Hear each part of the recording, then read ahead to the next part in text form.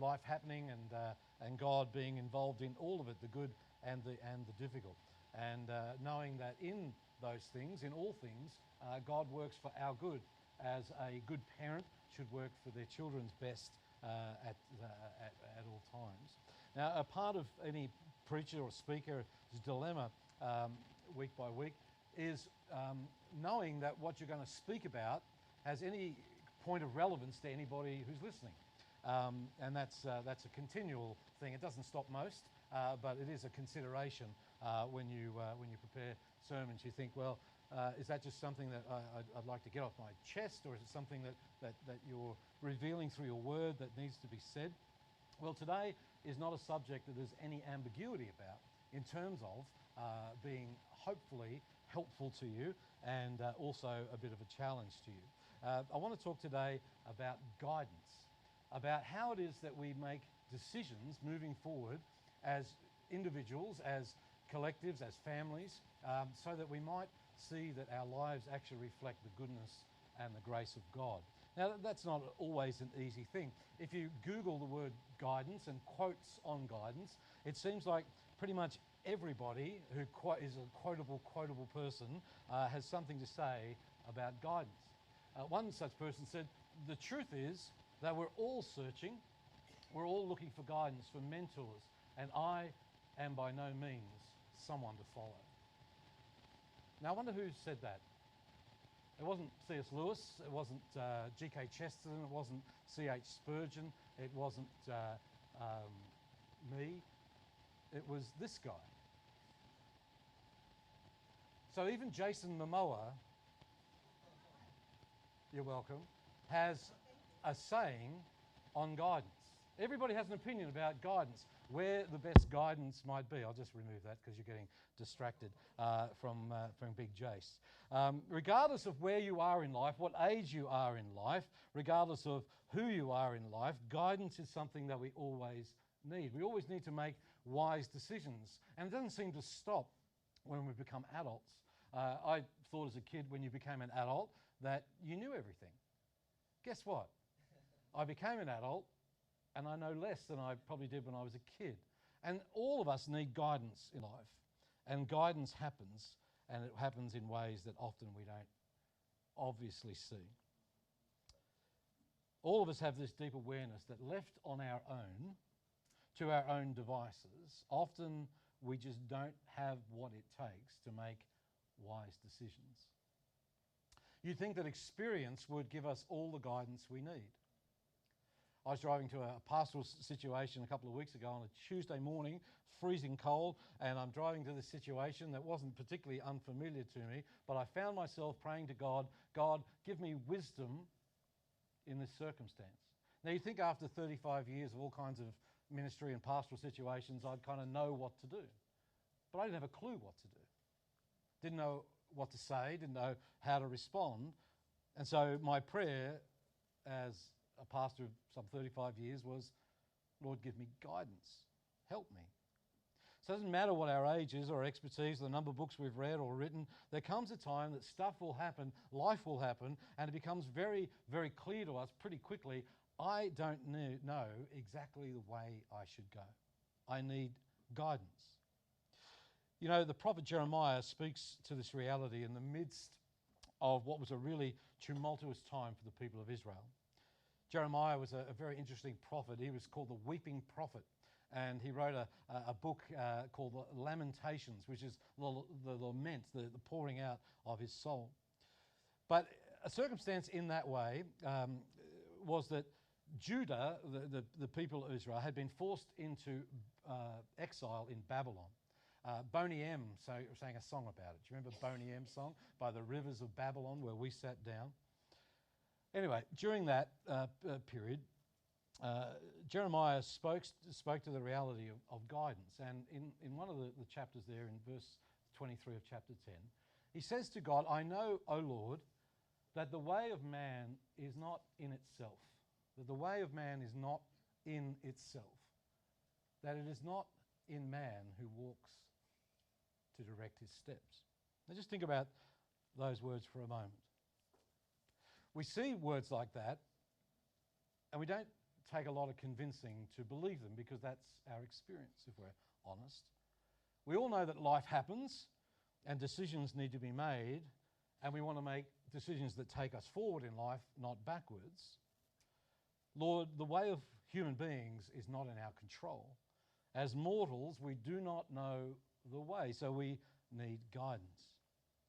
We can't predict the future, yet we have to keep going. So we have to live in that tension. The psalmist put it in Psalm 25 this way. He said, "For this God is our God, and forever and ever, and he will be our guide even to the end." So it's that psalm I want us to consider today, the Psalm of David in Psalm 25. We looked at this in our study group on Tuesday, and the notes are online if you want to follow some study questions about it. But it's a very interesting psalm. It's written by a man called David, who was a king of Israel, who had a lot of stuff happen in his life. Not all of it good, in fact, most of it bad. And we relate to David because, like Paul, who was once Saul, David was kind of this duality of a person. On the one hand, he was capable of very godly good things. The Bible describes him as a man after God's own heart, that he ruled and shepherded the people with integrity of heart. But we also know about David's story that David was capable, not just capable, but culpable for a lot of bad stuff. We know that not only did he have adulterous affairs and all that kind of stuff, but he plotted and planned a murder besides. So he has this sort of duality. And in Psalm 25, it's written at a time when there's a lot going on in David's life.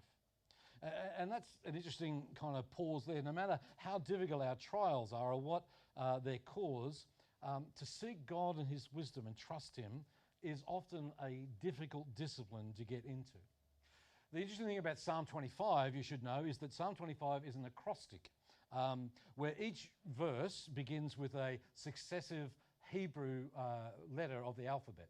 So A, B, C, D, E, F, G. If you had the Hebrew alphabet, then they would say this psalm to each other, teach it to their kids, their grandkids, and their community, so that people would remember the aspects about God.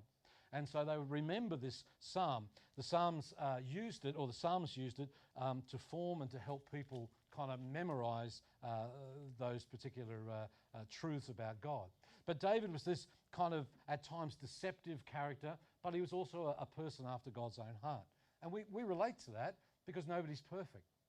We all have this intention, I believe, to serve God and to be in right relationship with him and with other people.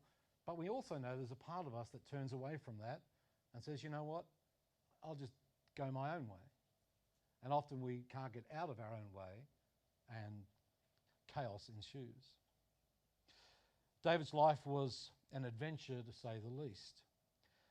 In the context of Psalm 25, people are now trying to kill him.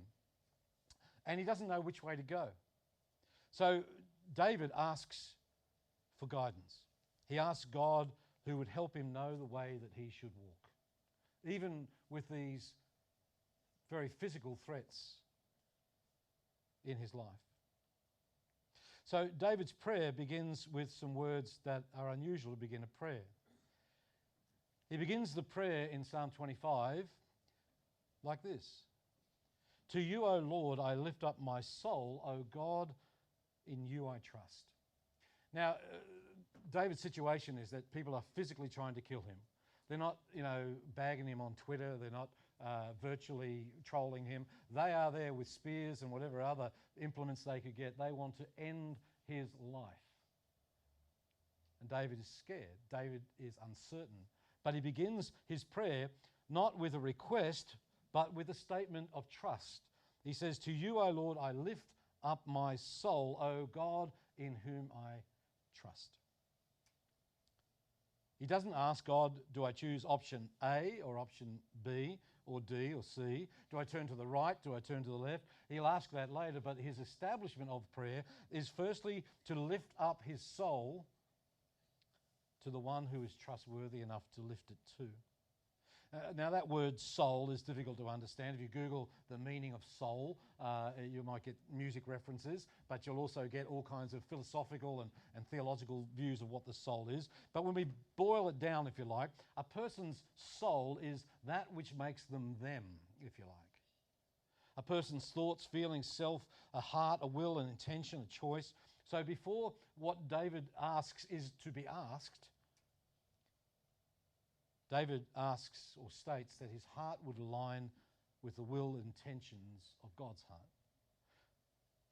There's another guy in the Bible story of David, and he finds himself in a familiar bind or a similar bind, just in different circumstances. He's a contemporary of David's. He's a little bit older, and his name is Saul.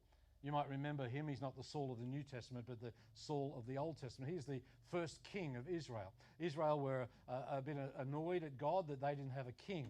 And so they said, we want a king. And so they got the tallest guy who looked like a king and put a crown on him and said, you can be king. They didn't worry about his character. They're just worried about his abilities. I've been reminded this week, actually, that to serve God is less about our abilities and more about our character than anything else.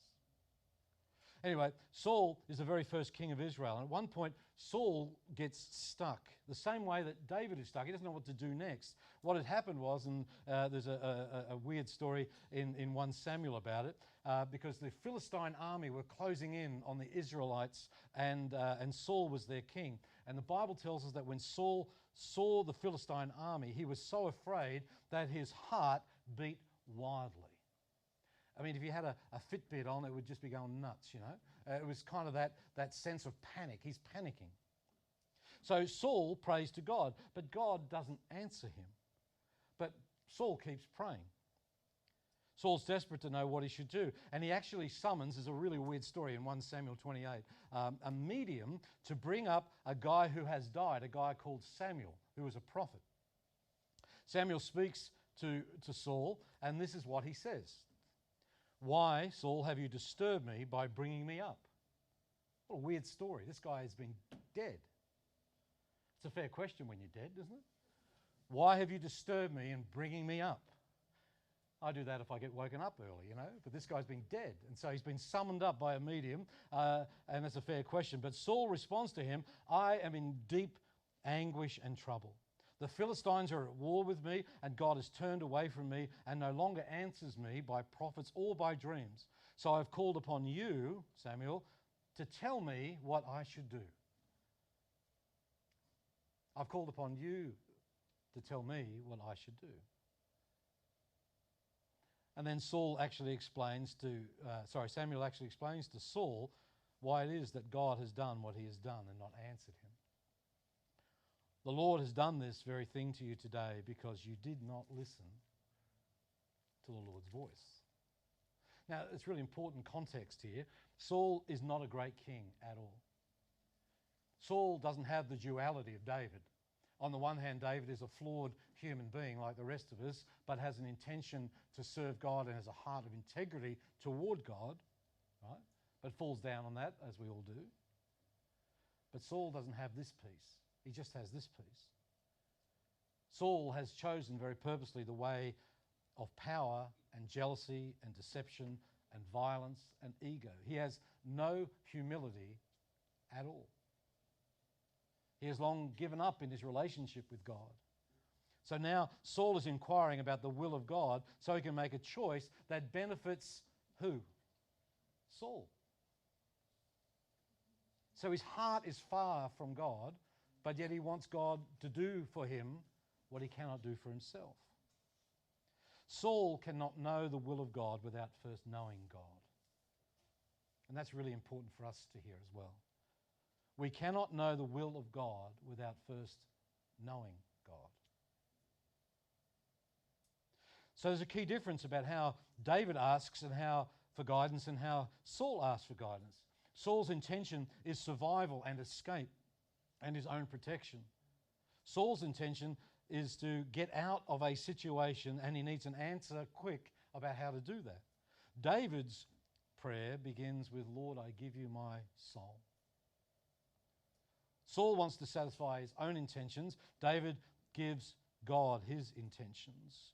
Saul wants guidance without knowing the guide, and David says, I want to know you, the guide.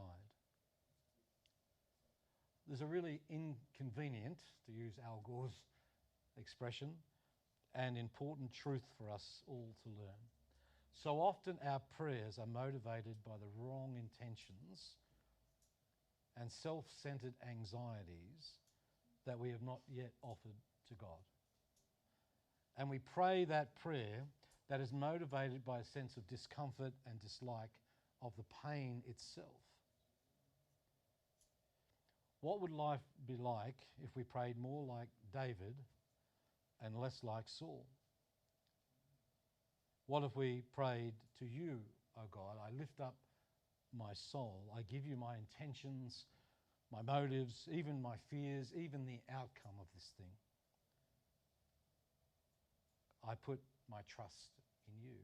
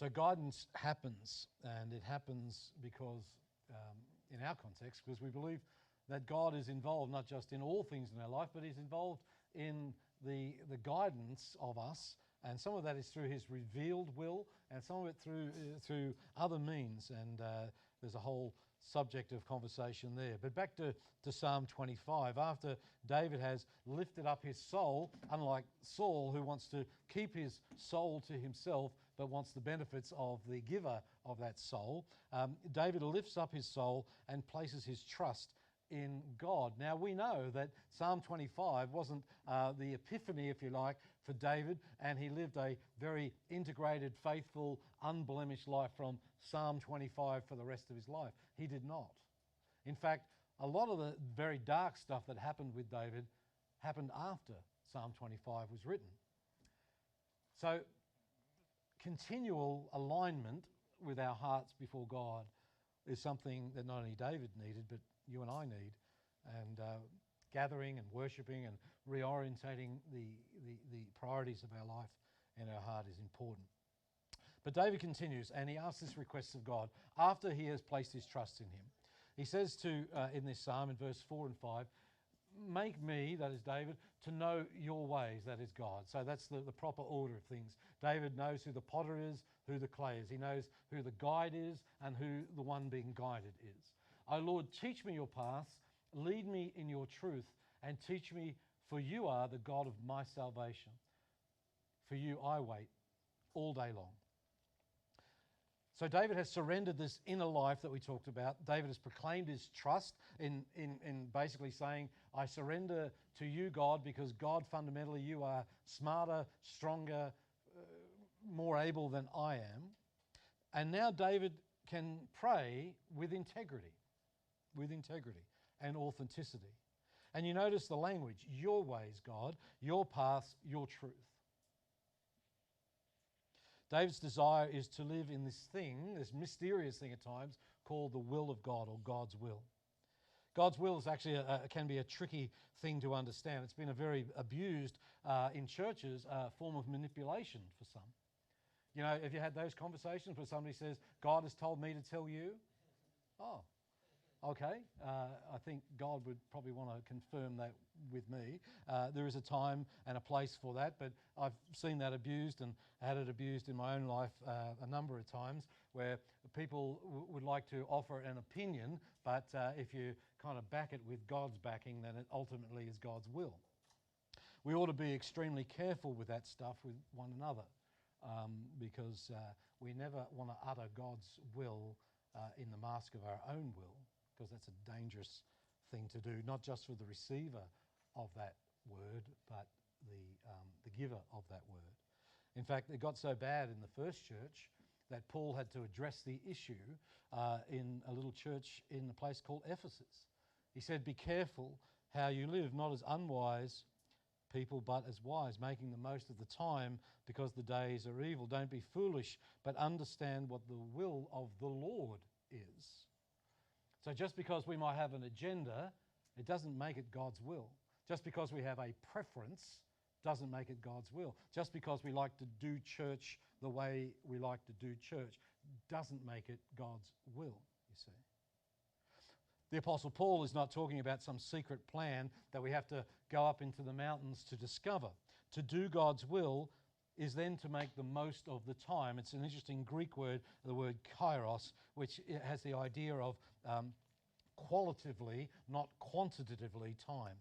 It means that you might have 10 important decisions to make in your life right now, and there might also, with those 10 decisions, be 100 different possibilities and pathways that could result in the meeting of that decision. Often we hope or wish that God would tell us exactly where to go and exactly what to do. But my experience, and I'm sure your experience, is more often than not that doesn't happen. In fact, it becomes clearer to me how God is at work when I look back rather than when I look forward at times. I usually pray in the most uncertain times of my life, and I've had a number of those. The prayer is this: God, could you just make it clear? But often it is not. What God wants is us to bring our soul, our intentions, our motives, and to know His will. Now, some of His will is already on display. It has been for thousands of years. It's called the Bible. As best we can tell, that is God's primary revealed source, or source of His revealed will. But there are other adjoining parts of that as well. There is the community of faith. There is the accountability of others. There is the conviction of the Holy Spirit, which always checks out with the revealed Word of God. But at the end of the day, when we're facing decisions and we need guidance, we have to make a choice. Some people don't want to handle the choice, so they abdicate that choice to someone else, so they can blame that person when it doesn't go right, you know. That's how cults are built. People of alarming amounts of intelligence and education will just abdicate the whole responsibility of their decision making to someone else. You decide. Remember when I was a younger pastor, somebody came to me and they were going to buy a new car. And the joke was, they didn't know that I wouldn't know. The thing I know about cars is if the radio works or where the petrol goes. And sometimes I'm a little unsure of that. And they were coming, Pastor, what sort of car should I buy? Could you pray about what sort of car you should buy? I didn't pray that prayer, because I sort of told them in a nice pastoral way to grow up and to make a decision. Because it's not my responsibility what sort of car you buy. I read an interesting book about this years ago called The Will and the Way of life, The Will of God as the Way of Life by a guy called Gerald Sitzer. And the context of why he wrote this book's really important, because people who write about this and quote the guidance of God do so often out of just their own intellect.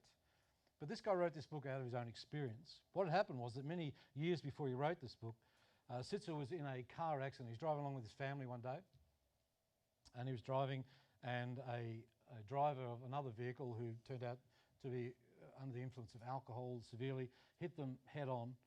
And in that accident, in one blink of an eye, his wife, his daughter, and his mother were all killed instantly. He survived. Now, we can't even go to the places of imagining the loss of that. But as a result of this really awful, tragic experience, Sitzer started thinking about what it means to live in the will of God. He was a Christ follower, but now the abstract philosophical ideas of his life were being challenged at the very core. But he had this observation. He said, the only moment that we have to both know and to do God's will is in the present moment, this one right here. Now, he wrote that because it was only a blink of an eye or a moment in time where he lost 2/3 of his family, you see. So this stuff isn't just musing by a warm fire with a pipe. This stuff is the stuff of our life. How often do we get caught in the anxiety of determining God's will for our lives 10 years down the road? Well, the only moment we have is now, right now. Later on in the psalm, David cries out to God and he says, all the paths of the Lord are steadfast love and faithfulness for those who keep his covenant and his decrees. We want God to guide us towards particular circumstances, but really God is guiding us more in who we become. And who we become in the middle of the circumstances of life seems to me, at least, more important to God than the circumstances themselves. That seems to be the way of the guide. And when it comes to God's guidance, we all want a kind of a roadmap. We want Siri's voice saying, in 2 kilometres, turn to the left and be prepared to turn to the right. Well, it doesn't seem to work like that. God doesn't always give us a big roadmap, but he gives us himself as our guide. And God knows the destination he has promised is a good destination, and we can trust it. All the paths of the Lord are steadfast love and faithfulness for those who keep his covenant and his testimonies. And we know that in all things work together for good for those who love God, to those who are called according to his purpose. We have a guide who is worth our trust, a guide to whom we can lift up our soul.